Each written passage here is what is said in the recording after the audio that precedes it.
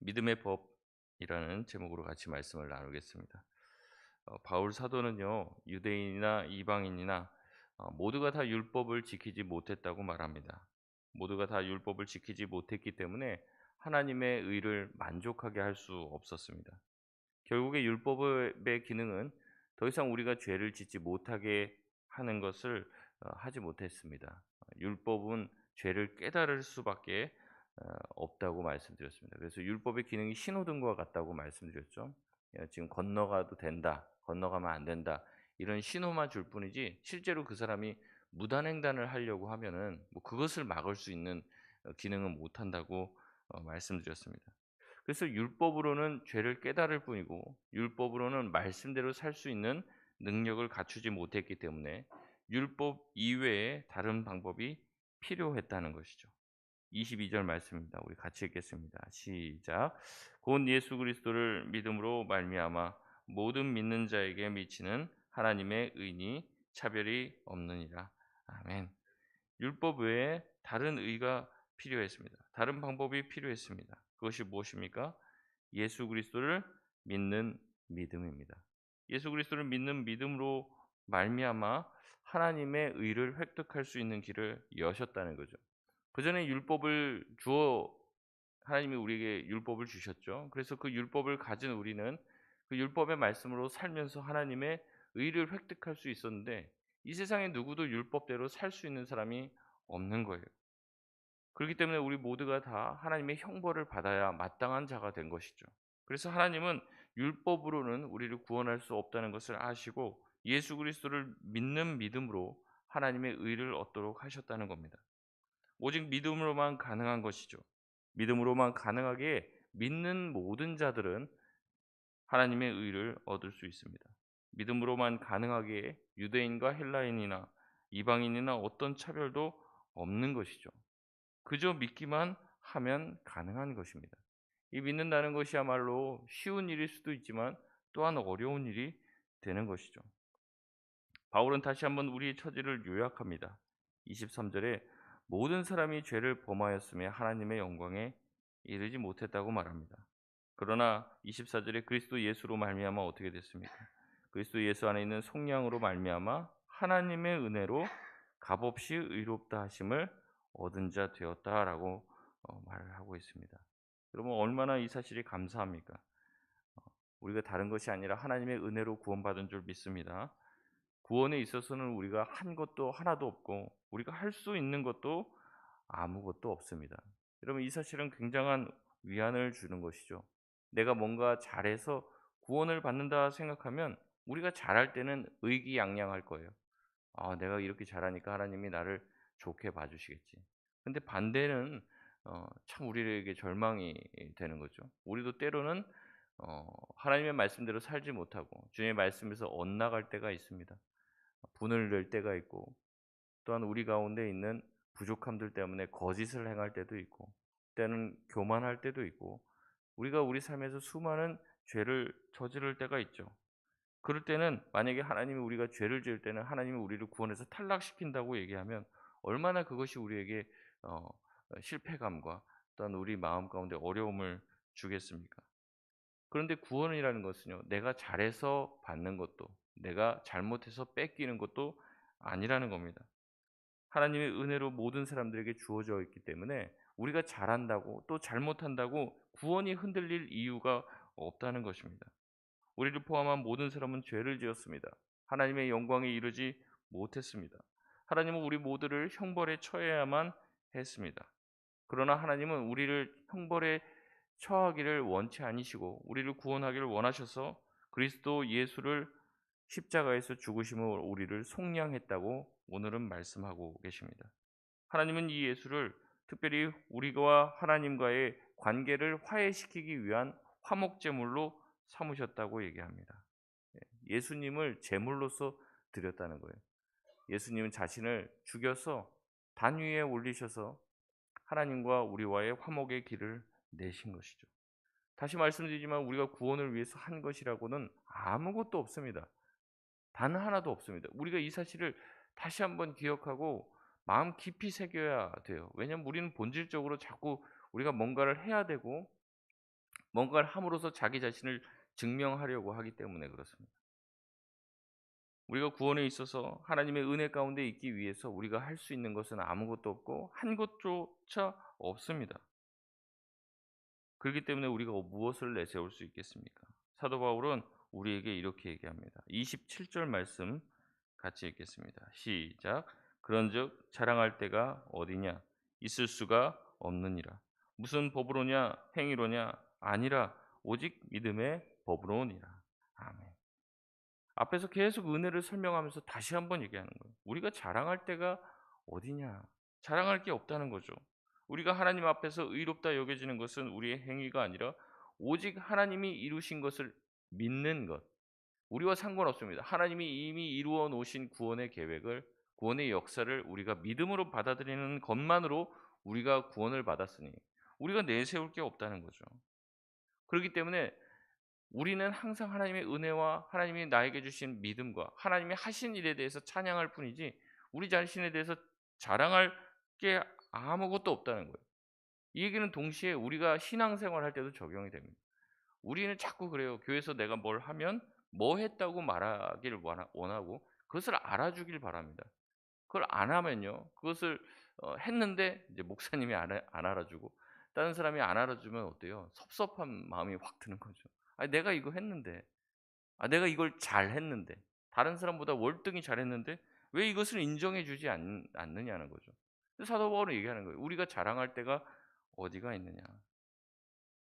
자랑할 데가 없는 거죠. 그것을 만약에 하게 해 주셨다면 그렇게 하게 해 주신 마음을 주신 것도 능력을 주신 것도 다 하나님인데 우리가 자랑할 게 없는데 자꾸 우리는 뭘 했다고 자랑해 하고 싶은 자랑하고 싶은 그런 마음이 자꾸 우리 안에 있는 거예요. 그리고 이런 자랑으로요. 다른 사람을 평가합니다. 내가 뭔가를 잘했고 잘한 것으로 남들과 비교해서 자랑하고 싶은 거죠. 그래서 교회 안에서도 이 능력주의가 자꾸 들어오는 겁니다. 어떤 사람은 무슨 일을 맡기면 잘합니다. 어떤 분들은 이제 맡겨 놔도 잘 못할 경우도 있죠. 근데 이렇게 보통 교회에서도 일 잘하시는 분들이 세상 나가서도 일을 잘하시더라고요. 그래서 보통은 세상에서 뭔가 인정받고 잘하시는 분이 교회 안에서도 뭔가 인정받는 사람일 가능성이 굉장히 높습니다. 그러다 보니까요. 교회 안에서도 뭔가 일을 잘하고 뭔가 헌신적이고 뭔가 열심히 하고 이런 분들이 대우받고 인정받고 박수받게 되는 거예요. 중직을 다 맡는 거죠. 물론 이렇게 일을 잘하시는 분이 교회에 많으면요. 교회의 뭐 사역과 교회를 운영하는 데 큰 도움이 됩니다. 근데 결정적으로 교회가 부흥하는데 일을 잘한다고 교회가 부흥하냐는 거예요. 교회가 운영이 잘 돼요. 교회가 잘 돌아갑니다. 여러분 그런다고 생명이 살아나느냐는 거죠. 여러분 부흥과 생명이 살아나는 것, 영혼들이 회심하는 건요. 교회 운영이 잘 된다고 생기는 거는 아니더라고요. 꼭 이게 상관관계가 있지는 않다고요. 아이 그럼 교회가 막 엉망으로 돌아가야 됩니까 목사님? 막 뭔가 일이 잘 안 되고. 물론 잘해야죠. 우리가 맡은 바 최선을 다해야 되는 것은 분명한 일입니다. 근데 문제는 뭐냐면요. 거기에 그렇게 중요하지 않다는 거죠. 그게 그렇게 중요한 일이 아니라는 거예요. 일을 하다가 쪼끔 잘 못할 수도 있습니다. 실수도 할 수 있고 우리 식당에서 밥도 하지만 밥도 때로는 태울 수도 있고 뭐 그런 거예요. 예. 그게 무슨 결정적인 요소가 되지 않는다는 거죠. 근데 자꾸 어떻게 하냐면요. 그거 뭐 하나 잘하는 것, 잘못하는 걸 가지고 그렇게 자꾸 얘기한다는 거죠. 우리가 은혜로 구원받았으면요. 우리가 그다음에 해야 될 것은 우리가 누군가를 대할 때도 은혜로 대해야 돼요, 은혜로. 저도 인제 목회를 하고 사역을 하다 보면요. 이제 같이 인제 사역하는 동역자들도 있습니다. 근데 이 동역자들도요. 목사님들이 목사님들을 평가할 때도 어떻게 평가하냐면요. 그 일을 잘 해내고 뭔가 그 사역을 잘 맡아내는 사람들은 좋은 평가를 받습니다. 그리고 교회 내에서도요. 그 어떤 맡은 바 사역들을 잘 못하면 자꾸 어떻게 하려고 그래요? 쫓아내려고 하는 거예요 자꾸. 그 능력으로 모든 사람을 자꾸 평가하는 거예요 능력으로. 근데 우리가 능력으로 교회 안에 들어오고 능력으로 천국에 들어갈 수 있는 자격이 주어졌냐는 거죠. 아닙니다. 우리가 이 은혜의 원리를 깨닫지 못하면요. 평생 누군가를 대할 때요. 능력과 외모로만 사람을 평가하고 판단하게 돼 있는 거예요. 근데 여러분 이 모습은요. 하나님이 기뻐하는 모습이 아닙니다.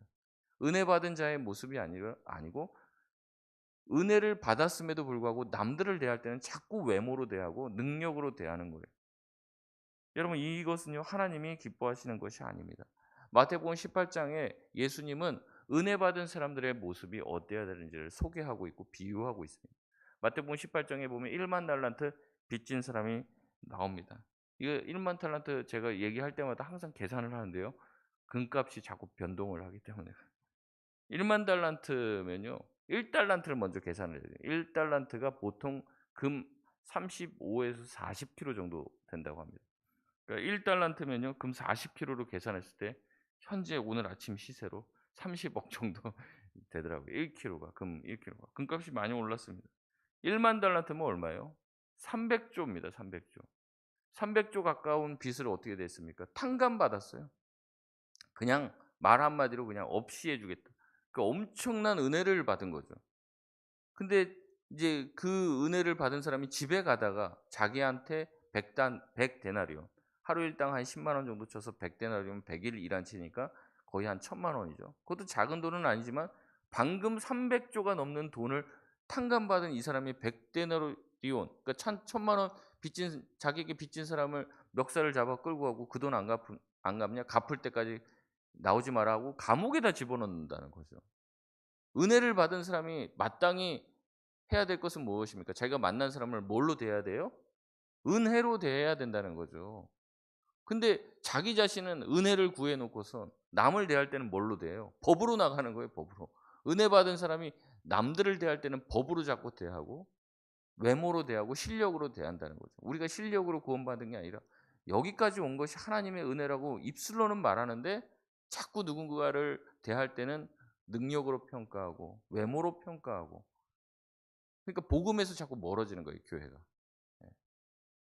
여러분 우리가 은혜를 받았다면 은혜로 그 복음의 은혜 가운데 들어왔다면 누군가를 대할 때도 은혜를 대할 줄 아는 저와 여러분 되시길 바랍니다. 은혜의 원리를 알아야 돼요. 모든 것을 행해 나갈 때 은혜의 원리로 돼야 돼요. 뭔가 트집을 잡으려고 하고 흠을 잡으려고 해서 깎아내리려고 하거나 아니면 자기를 그런 어떤 외적인 어떤 부분으로 자꾸 축혀 세우려고 해서는 안 됩니다. 좀 모자라도 괜찮아요. 좀 부족해도 괜찮습니다. 그게 하나님 역사와 아무 상관없습니다. 부족해도 하나님이 쓰실 사람들은 쓰신다는 거죠. 항상 이런 얘기하면 단골로 등장하는 사람이 무디입니다. 무디.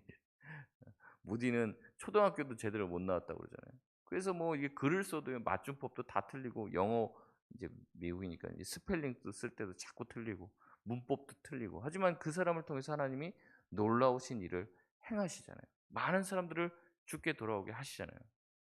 자꾸 그거 보고 인제 신학교에서 "공부 안 해도 된다." 이런 이제 하면서 "공부 대충 하고 은혜만 받으면 된다." 이러시는 분들이 있는데 이제 그런 건 또 잘못된 거죠. 우리가 공부할 때는 최선을 다해서 공부해야죠. 근데 하나님의 역사는요. 공부 잘하는 순서로 가지는 않더라고요. 실력대로 가지는 않더라고요. 우리가 이 은혜의 법칙을 잘 알아야 됩니다. 누군가를 대할 때 너그러이 대하고 왜 우리가 누군가를 대할 때 너그러이 대해야 됩니까? 하나님이 나를 너그럽게 대해 주셨잖아요. 똑같은 죄를 반복해서 지어도 어떻게 하십니까? 주님은 그래도 회개하면 또 받아 주시잖아요. 근데 우리는 누군가를 용서하지 못하고 품지 못하고 겉모습으로만 대하고 판단한다면 세상의 기준과 잣대로 가지고 누군가를 대한다면 우리가 은혜 받은 자가 아닌 거죠. 우리 스스로가 은혜 받아 놓고선 그 은혜를 발로 차버리는 사람이 되는 것이에요. 바라기는 저와 여러분이 은혜 안에 있다면 누군가를 대할 때도 은혜로 대할 줄 아는 저와 여러분 되시길 바랍니다. 우리가 있는 것은요. 은혜의 법칙으로 된 것이 믿음의 법칙으로 된 거예요. 우리의 행위로 된 것이 아니니 자랑할 때가 있느냐? 자랑할 때가 어디냐? 있을 수가 없다고 말하는데도 우리는 여전히 내가 뭔가를 잘 해내고 그것으로 인정받으려고 하는 마음이 있다는 것이죠. 여러분 사람의 의롭다 하심을 얻는 것은요. 28절에 율법의 행위에 있지 않다고 말씀합니다. 믿음으로만 되는 줄 우리가 인정한다는 거죠. 하나님이 우리를 은혜로 구원해 주셨다는 것을 믿음으로만 인정을 한다면 우리도 누군가를 은혜로 대해야 할 줄 믿습니다.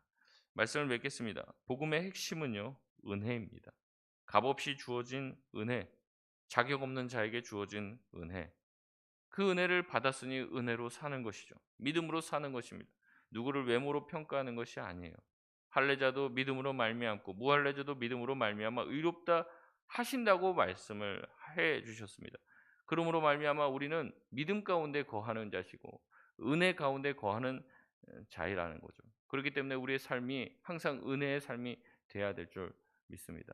오늘 하루도 살아갈 때 여러분의 마음을 좀 어렵게 하는 분들이 나타나거나 그런 일이 생기더라도 하나님이 나를 너그럽게 받아주시고 나를 인정해 주시고 이렇게 부족한데도 나를 세워 주셨음을 기억하며 그 한 사람 품으며 은혜로 대할 수 있는 저와 여러분 되시길 바랍니다.